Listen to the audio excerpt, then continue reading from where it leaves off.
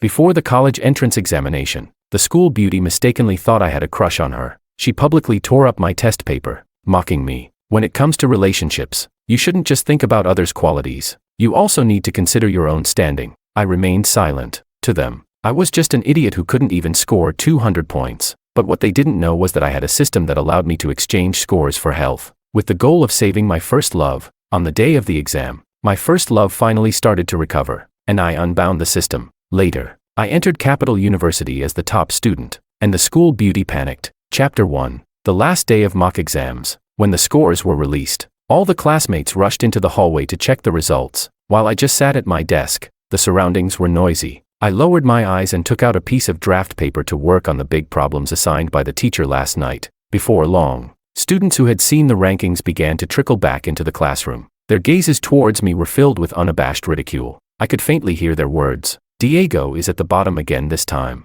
with a total of just over 150 points across 6 subjects. He's really something. I could probably score higher just by stepping on my answer sheet a few times. Well, it's good. Seeing him so unfazed makes me more confident about the exam. I ignored their voices and continued working on the chemistry problems. When they saw I had no reaction, they probably got bored and soon returned to their seats. Just as I was focused on my work, my desk mate suddenly stood up and pointed at my drawer. "Hey, what's this?"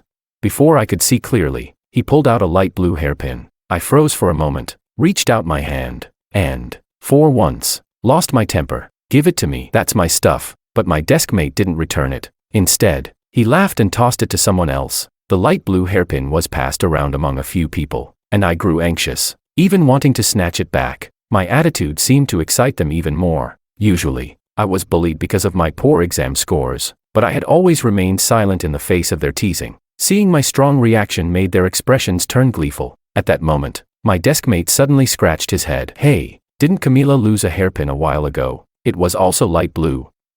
She was even looking for it on the school walls." "Diego, you didn't steal her hairpin because you have a crush on her, did you?"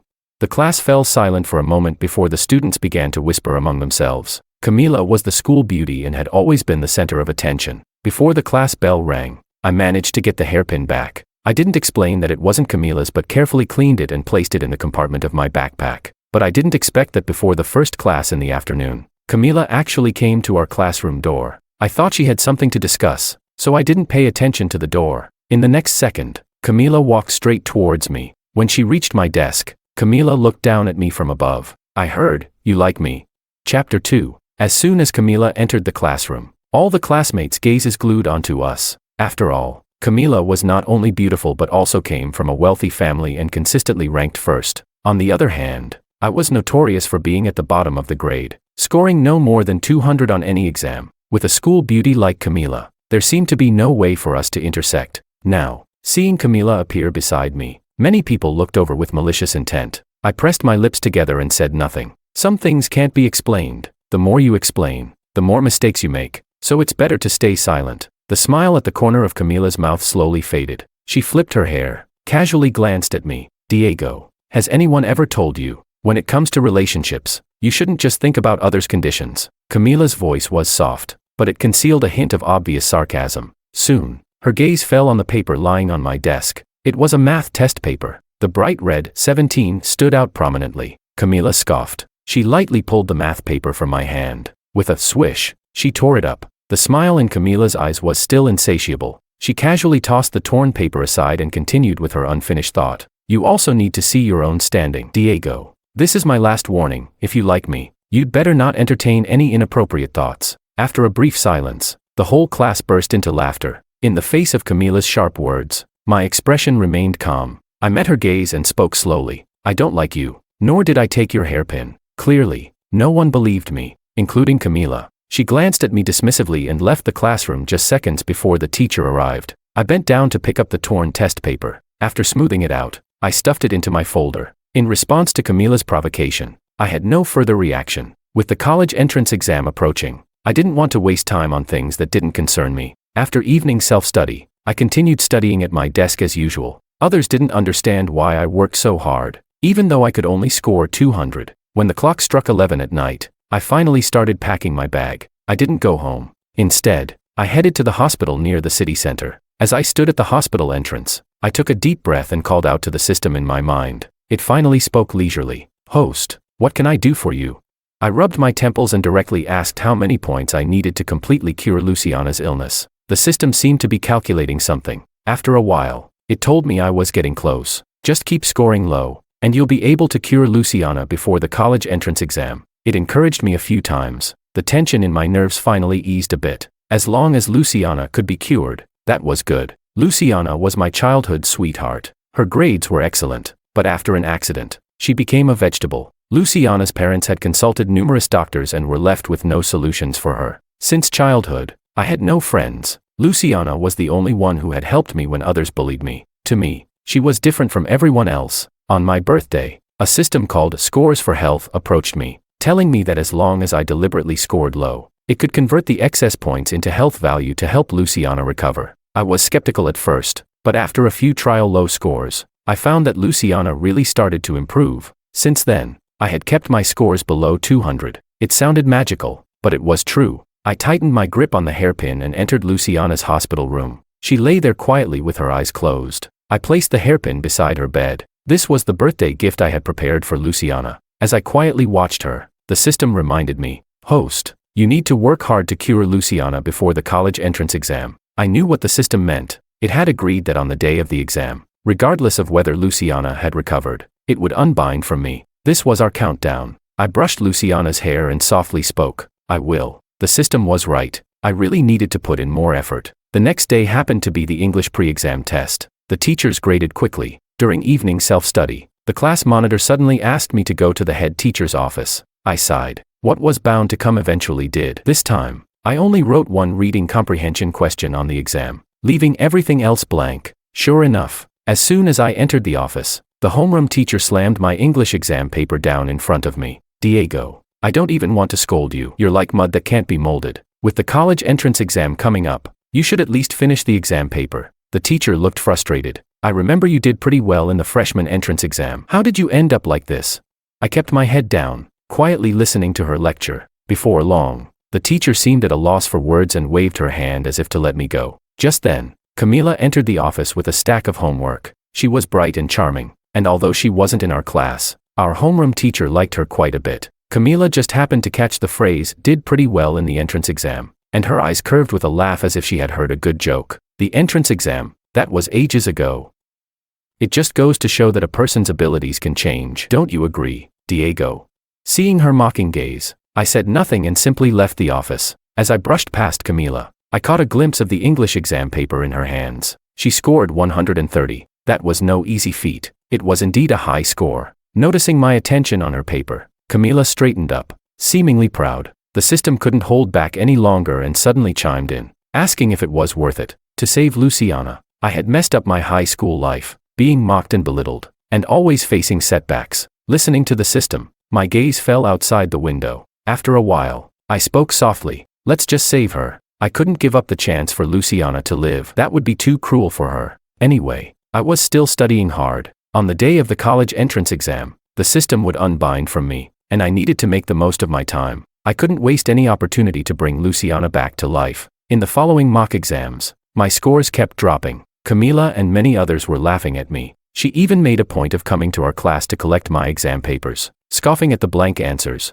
"How can you not answer such simple questions? I really don't know how you're still in school, but it's okay, you won't be for long." Facing Camila's ridicule, the others thought it was just her humor. I didn't refute her words. On one hand, my scores were getting lower, while my error notebook was becoming thinner. In truth, these questions weren't difficult for me. In fact, I found them quite simple, but explaining this to Camila was pointless. In her eyes, I was just her worst suitor, but I didn't like her at all. I had two wishes. One was to get into the physics department at University A, and the other was to make Luciana better. I had once been extorted by street thugs, and it was Luciana who took my hand, pulled me out of the predicament, and put a band-aid on my wound, telling me it would stop hurting soon. She had always treated me well. Seeing the health value from the system rising higher, I knew Luciana was almost fully recovered. On the day of the college entrance exam, the system indeed unbound from me as promised. Unlike regular exams, the college entrance exam held great significance for me. For 2 whole days, I took the exam seriously. After finishing, I immediately went to the hospital to find Luciana. I wanted to know if Luciana had fully recovered. if she had any after effects. I didn't know how to find a second system to help her. With a heart full of anxiety, I arrived at the city hospital. Before reaching Luciana's room, I mentally prepared myself and finally pushed the door open. But at that moment, I heard a sharp voice. Diego, what are you doing here? It was Camila. She was accompanied by a few friends, holding a bag of medicine. Camila's voice was slightly nasally, as if she had a cold. She looked me up and down and raised an eyebrow. What? Finally planning to come to the hospital to treat your mental illness?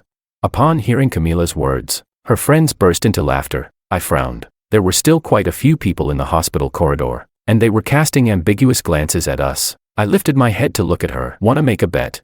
Camila seemed unsure of what I meant, crossing her arms and looking coldly at me. I continued. My college entrance exam score will definitely be higher than yours. At my words, Camila paused for a moment. After a beat, she burst into sharp laughter. Diego, I think you're really mentally ill. Camila laughed heartily. Her attitude was as I expected, but I just stared at her. Wanna make a bet? Camila laughed even more. Sure, if I lose, I'll apologize to you, but if you lose, you'll have to crawl around at the class reunion. How about that?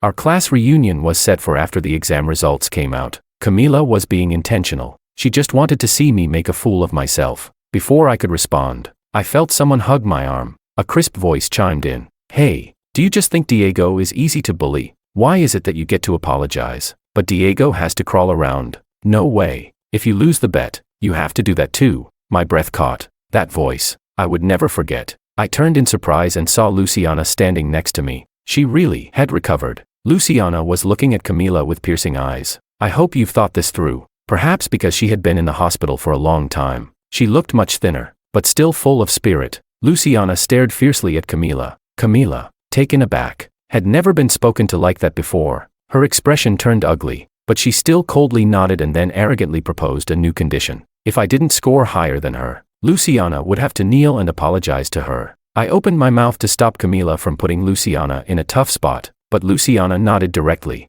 Camila glared at us for a few seconds, then turned and left. The corridor suddenly fell silent. I looked excitedly at Luciana, momentarily at a loss for words. Unfortunately, Luciana had missed this year's college entrance exam, but she was very smart. I knew she had always wanted to get into the physics department at University A. Seeing me silent, Luciana chuckled, standing on tiptoe to pinch my face, saying I had lost so much weight, though she was the one who had lost a lot. Luciana seemed to think I had endured some great injustice. Even after 2 years of being a vegetable, the trust and understanding between us remained. Luciana didn't even know who Camila was, nor did she know about my past with Camila. Yet she stood up for me without hesitation. She wasn't afraid of my score being lower than Camila's. Luciana seemed to see through my thoughts, winking at me. It's okay. If your score isn't higher than hers, I'll just pretend we never made a bet. There are no witnesses. Can she really make me kneel and apologize?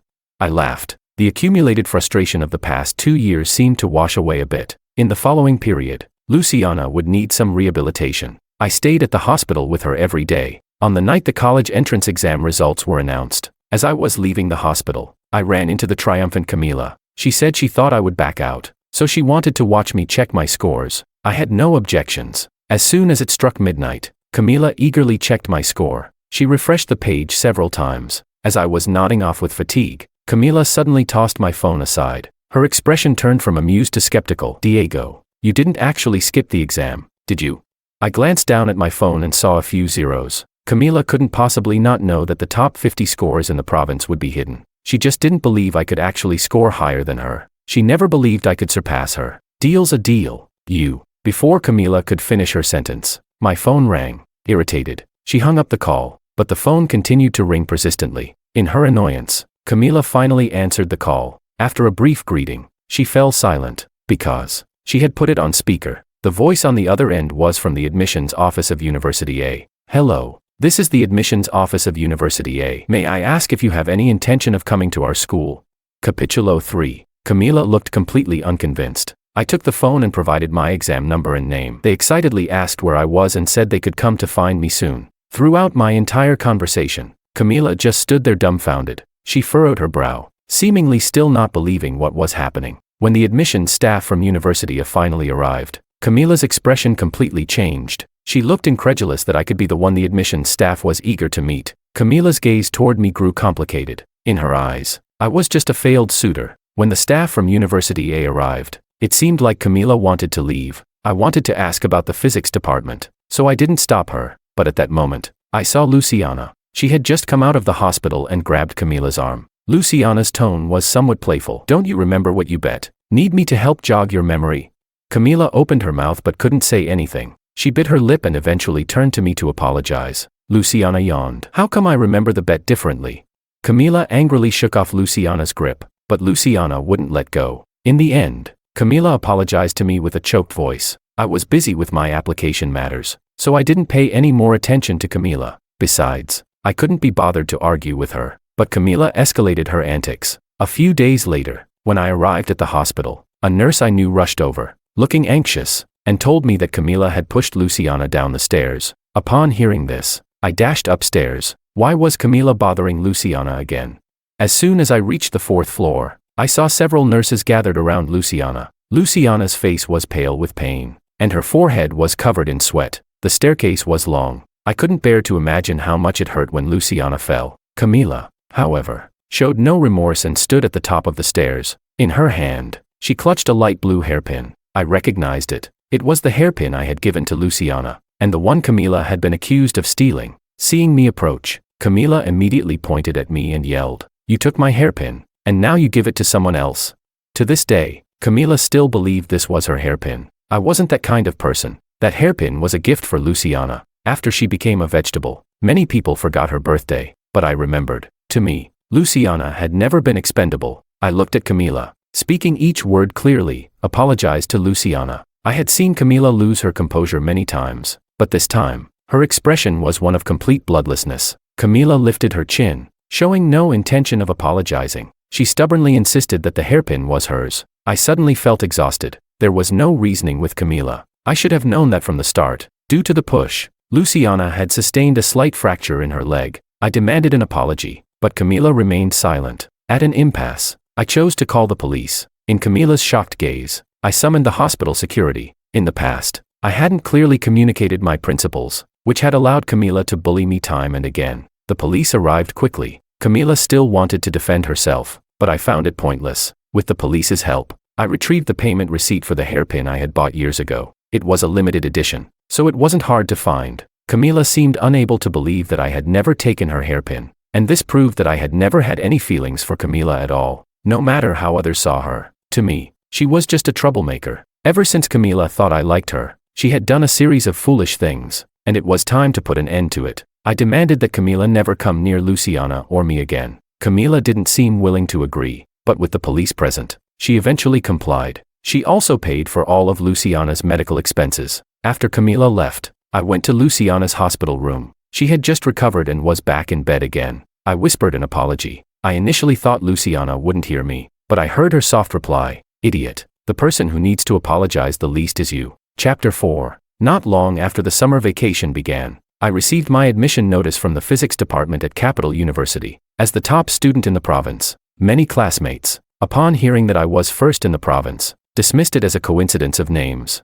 They didn't believe I could really get into Capital University. When they saw my name on the honor roll of our school, and even received several interviews, they finally panicked. Those who had bullied me before even started apologizing, claiming they didn't know any better. To their apologies, I remained indifferent. "You were almost adults back then. You should have known what was right and wrong." Faced with my words, they fell silent. I knew that some of them genuinely felt their actions were wrong, but more of them just didn't expect my capabilities to be like this. I wouldn't accept their hypocritical apologies. Not a single one. Many came to apologize, except for Camila. She might have felt ashamed, or perhaps it was out of pride. In any case, she didn't bother me throughout the entire summer vacation. In fact, quite a few classmates began to speak up for me. They felt that Camila's behavior back then was bullying. I believed my relationship with Camila should end here. From the very beginning, it was her who suppressed and denied me. Camila's malice towards me was blatant and direct, impossible to ignore. Luciana also started studying high school courses, and as I expected, she learned quickly, preparing for next year's college entrance examination. On the day I reported to Capital University, Luciana had something to do and couldn't come to see me off. As I arrived at the entrance of Capital University, I unexpectedly saw someone. Camila. Seeing her made my eyelids twitch. Didn't we agree that there would be no further entanglements between us? What was Camila doing here? Perhaps she wasn't here to find me. I carried my luggage, planning to walk past her, but amidst the crowd, Camila spotted me immediately. Her expression suddenly brightened with surprise. As I passed by her, she reached out and grabbed the corner of my shirt. I knew that Camila's university wasn't here. Her presence in this action could only mean one thing. Camila had specifically come to find me. I waited for her to speak. I wanted to know what she was up to. Seeing that I didn't respond, Camila began to cry. Her next words caught me off guard. Through her tears, Camila told me that she had actually liked me for a long time. In fact, the incident with Luciana back then was closely related to her. Hearing this, I suddenly lowered my head to look at Camila. My voice began to tremble. What did you say? I had always thought that Camila and I had no connection, but I didn't expect that our paths had crossed as early as the first year of high school. Chapter 5. From Camila's account, I finally understood that she had noticed me since the first year of high school. She was used to being the best. During the entrance exam, she believed she would take first place, but she was mistaken. That time, I scored first. Camila unilaterally recognized me and began to study hard. Her goal was to defeat me once. However, gradually, her ambition was no longer satisfied with just that. Slowly, she vaguely learned about Luciana. Camila didn't know what it meant to like someone, but she felt unhappy seeing me with Luciana. It made her unwilling to accept that I had someone by my side. She attributed this feeling to a desire to win. In any case, since her family was well off, Camila found a few delinquents to intimidate Luciana. But Camila didn't expect that Luciana, blocked in an alley, wouldn't watch where she was going and ended up getting hit by a car when she ran out, suffering brain damage and becoming a vegetable. Of course, what she had done with those delinquents went undiscovered. Later, to save Luciana, my grades plummeted, and Camila finally got her wish of always being first. After I denied having feelings for her, Camila got angry. She couldn't accept that I treated her like a stranger. She was the one who ruined my stable life, yet she claimed to like me. Just thinking about what she did to Luciana ignited my anger. So, when Camila visited Luciana in the hospital, she knew who she was. That realization made me furious. After confessing everything, Camila seemed like she wanted to say more, but I shook off her hand. There was no longer any point in talking with Camila. You know you wasted 2 years of Luciana's life, right? I spoke slowly. If Luciana hadn't been indirectly harmed by her, she would probably already be in university like me. Not to mention, if I hadn't encountered that system where scores could be exchanged for health, Luciana would still most likely be a vegetable. Camila's eyes turned red. But, Diego, it's true that I like you. I'm sure I like you more than Luciana does. Hearing this, I silently glanced at Camila, feeling it was absurd. This was her idea of love. To constantly suppress me for her own selfish desires, was that her version of liking me?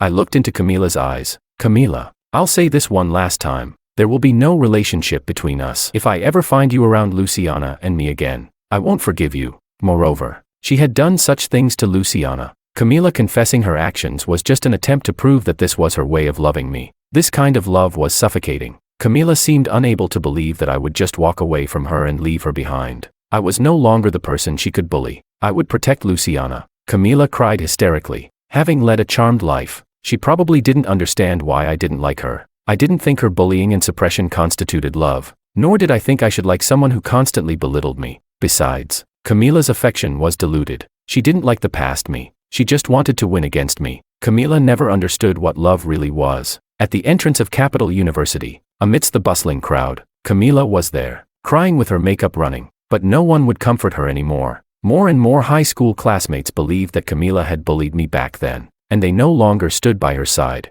Meanwhile, I had chosen a major I loved and was embarking on a bright future. In that future, Camila would never be a part of it. After meeting Camila, I felt an inexplicable heaviness in my heart. Luciana always protected me, but today I realized she could be afraid too. What was Luciana thinking when she was chased by those delinquents and got into that accident? I didn't know. I only knew that my life, along with hers, had indeed been partially destroyed by Camila. After tidying up my dorm, I suddenly received a call from Luciana. The voice on the other end was somewhat noisy. I could only hear her breathing. After a moment, she spoke. Diego, look down. Feeling as if I sensed something, I rushed to the balcony. Luciana was standing at the base of the dormitory, smiling and waving at me. She was here. Luciana's leg hadn't fully healed. Her ankle was still in a cast, and she was using crutches. But Luciana had come to see me. Seeing her, I suddenly remembered Camila's words. Camila claimed she liked me more than Luciana did. I thought she was mistaken. All along, the one who bravely and persistently loved me was Luciana. At least, in the future, I would ensure that Luciana wouldn't face the misfortunes of the past. She wouldn't be pushed down a flight of stairs again. She wouldn't have to live in fear. Over the phone, I smiled. I'm coming down. After saying this, I went downstairs. Today, all the painful memories related to Camila left my life. I had Luciana now. Thank goodness. I had Luciana. Epilogue, Luciana's perspective. Diego probably wouldn't know that after the accident, I gained the ability to read minds. This could be considered a blessing in disguise. Even when I was in a vegetative state, I could hear the thoughts of those around me, especially Diego's. I knew he had bound himself to a system. As long as he intentionally scored low, I would slowly recover. I knew everything. Even though binding this system didn't bring him any tangible benefits, he still chose to do so. He must care about me. I hadn't initially known that Camila was the one who indirectly harmed me, until I read her thoughts. She not only bullied Diego but also me. Now, I wouldn't let her bully Diego or me any longer. I hated Camila, but I didn't want to waste my life hating her. I wanted to live well, especially alongside Diego. There are so many things in this world more important than hating her. On the day Diego started at Capital University, I went there. His dormitory was on the 4th floor. Before long, Diego ran downstairs. I heard his heartbeat and his thoughts. I really like Luciana. I pressed my lips together to stifle a smile. Yeah, I like him a lot too. Later, I also got into Capital University and became Diego's junior. On the first day of school, I insisted that Diego help me carry my luggage. It was a hot day, and I bought a newspaper to fan myself. This lowbrow paper served no purpose other than to provide a breeze. But as I was about to throw it away, I noticed some information tucked inside. The Sioux Group was undergoing bankruptcy proceedings. I paused, glanced at the information, and suddenly realized this was Camila's family. All the things she had once taken pride in seemed to have vanished with time. Whether it was her background or everything she once boasted about, she didn't understand what love was, nor did she understand respect. What fate had bestowed upon her was now being reclaimed by fate. I tossed the newspaper into the trash. Diego was busy deciding what to treat me to. I linked my arm through his. Just take me to eat what you like, senior. He ruffled my hair. It's boyfriend. Hearing Diego's voice, I smiled. A few days ago, we officially established our relationship. The misfortunes of the past would now be far behind us. No more accidents or systems from the past. The system and mind reading seemed more like gifts from heaven for us to grow closer. In the future, I would continue to love Diego,